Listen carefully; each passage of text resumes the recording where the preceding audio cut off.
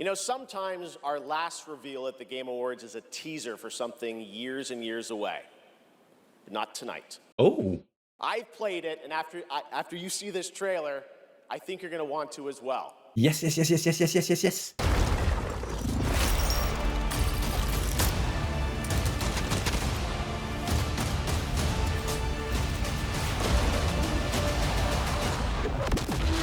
I am a warden, and this is my oath.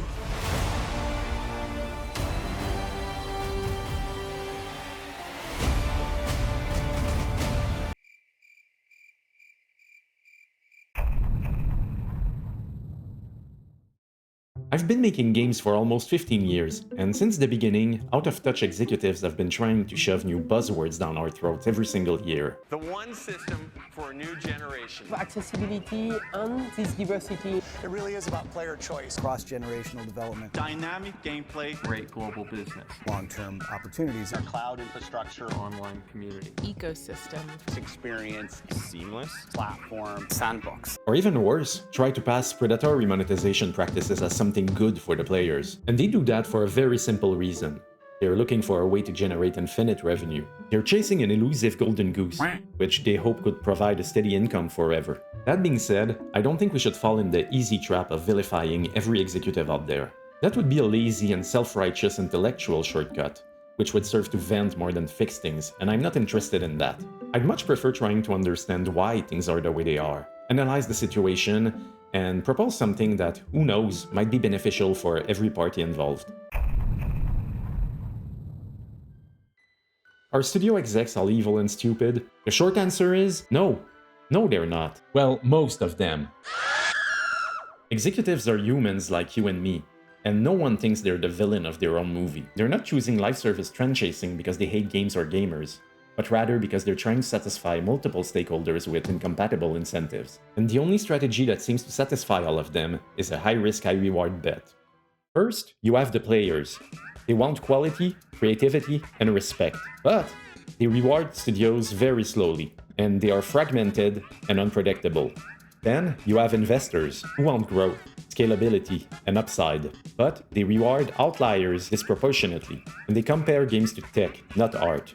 You also have employees who want stability, meaning, and good working conditions, but they cost money, no matter the success, and they are harmed the most by failure.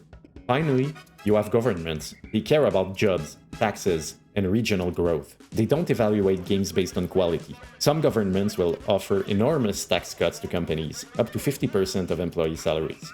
And none of these naturally align. So executives are not choosing between good games or bad games. They're choosing the lesser evil, and hoping their development teams will make the game good even in that context. Players will say, just make a great game, but from an executive's perspective, quality on its own doesn't guarantee visibility, growth, predictability, and valuation, which are all a huge part of a game's success. An excellent finite game will peak once and then decline. It's hard to model, and there are countless amazing games out there that didn't do very well because they lacked visibility and proper market valuation. On the other hand, a live service promises recurring revenues, longer engagement, and predictable forecasting, and that promise, even though often false, is a much more easy sell to investors. And much easier to explain in a 15-minute pitch meeting. The executives are not thinking, let's screw the players over. No, they're thinking, if we can't find our golden goose, then we can't protect anyone. And to be clear, I'm not saying they're right. I'm saying that's how a lot of them most likely think. When I was a teenager, I saw a movie I got obsessed with, to the point of wanting to get a career in mathematics. Well, until I realized making games could be an actual career.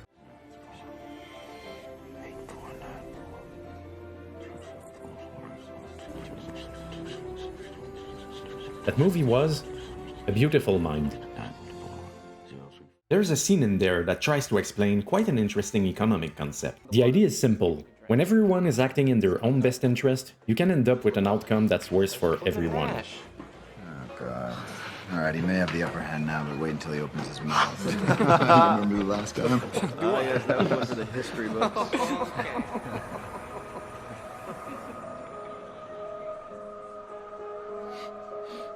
Adam Smith needs revision. What are you talking about? If we all go for the blonde,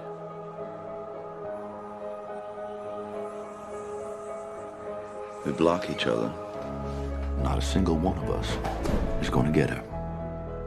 So then we go for her friends. But they will all give us the cold shoulder because nobody likes to be second choice. But what if no one goes for the blonde? We don't get in each other's way, and we don't insult the other girls. That's the only way we win. That's the only way we all get laid. In the scene, every man wants the same woman, the most desirable option in the room. But if they all go after her, none of them succeed.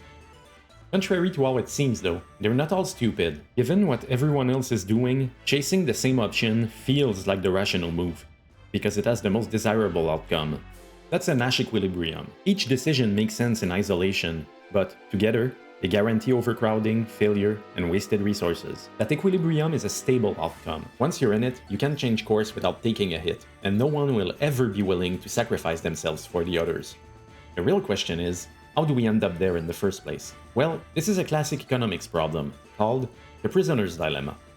Each studio has two choices: differentiate or chase the same market everyone else is chasing. If studios differentiate, the industry stays diverse and multiple games succeed. But if one studio differentiates, while others chase the trend, that studio looks risky to investors, to publishers, or even governments. So trend chasing becomes the safe choice. Or if your funding comes from investors, publishers, or governments, it becomes the only rational choice, really. The problem is that when every studio makes the same rational choice, the market becomes overcrowded, budgets explode, audiences fragment, and most projects fail. This outcome isn't a mistake. It's a stable equilibrium. Everyone acts rationally, and everyone ends up worse off. That's why trend chasing doesn't just fail sometimes, but fails systemically. For a service game, time of entry to market is key. If you're the first one to popularize a specific genre and make it good, you'll get people involved and build a very loyal fanbase. But if you're late to market, and that market is already saturated by the time you release, well, your only option is to poach players from other highly engaging games. Problem is, since those games are highly engaging, their players have already invested thousands of hours and hundreds of dollars in them. Meaning, they won't abandon them to go try the new cool thing, especially if it only feels like a clone. And the problem a lot of executives face is, by the time you realize something is trendy, it's already popularized. So when you greenlight your own version of it, which will take from 3 to 7 years to produce, by the time it releases, either the market will be saturated or the craze will have died down. The other issue is that if you spend all your resources chasing elusive trends, you forget about everything you left behind.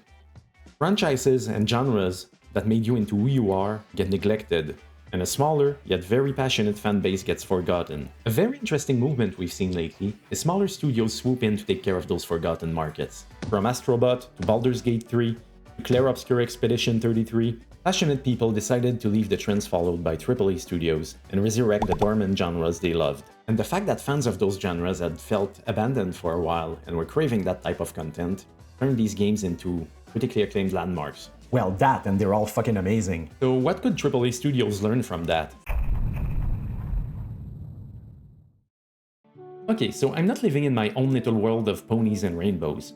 In my world, everyone's a pony, and they all eat rainbows and poop butterflies. I understand the company needs to make money. No developer will want to work for free. Passion is good and all, but it doesn't pay the bills. But would there be a better way to sustain a steady income without everybody trying to jump on the same target at the same time? Well, I like to think there is. What if, instead of chasing the same golden goose as everyone, you decided to breed high-quality chickens, which will generate less revenue, for sure, but also cost a lot less, and be a much lesser risk. Then you can use that income to fund R&D, test new ideas, and maybe, with enough passion, creativity, and luck, set a new trend yourself instead of chasing others. AAA studios stopped funding older genres, not because players don't want them, but because the return on investment ceiling seemed lower and the golden goose moved elsewhere. But AA studios came in and told themselves, we don't need infinite revenue, we just need sustainable success. Their success didn't come from innovation alone, it came from absence, from abandonment. And that is a market failure, not some sort of creative miracle. So if we take a fictional quadruple-A studio, let's call it Electronic Soft Vision. Let's say they have one dev team of 700 people. Right now, you could have one team of 700 people working 6 years produce a quadruple-A live service game. It's a gross simplification, but you're looking at a budget of about $600 million before you even know the game's gonna work. That's one hell of a bet to place on the faint hope that you might be the one to catch the golden goose everybody else wants. But now, let's say you instead decide to diversify your portfolio, but not based on what you like, based on what is missing in the market. For example, Zelda fans have been begging Nintendo for years for a return to traditional 3D Zelda, which they decline, and there's not any indie or AA studio currently providing this.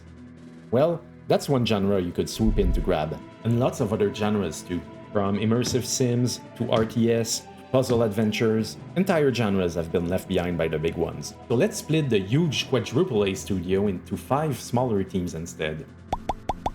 And then, one small team working on research and development. The cost here is lower, and it's spread across several safer bets. Now, all those games are finite, which is not appealing to investors. But the interesting thing is, if they're finite for you, they also are for your competitors, meaning that after fans are done with their favorite linear story-driven game, they'll be ready for another one while they're waiting for that other studio to make a new one. And that's your chance to fill a void. With that new structure, you can insert yourself in gaps in the market and gain sustainable income from that. Then invest the profits from that income in R&D. Test novelties in parallel to your safe bets.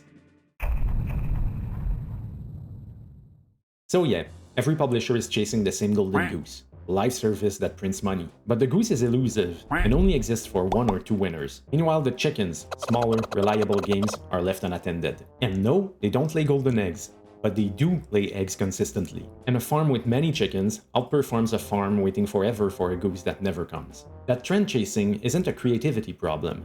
It's not a talent problem, it's an incentive problem. Alright, I think I've talked enough for today. What do you guys think about trend chasing? And the chase for the miracle money printing machine. Have you ever felt left behind because your favorite genre has been abandoned by the industry? Do you have your own idea of how the industry could do things differently? Let me know in the comments below, and as always, see you next time.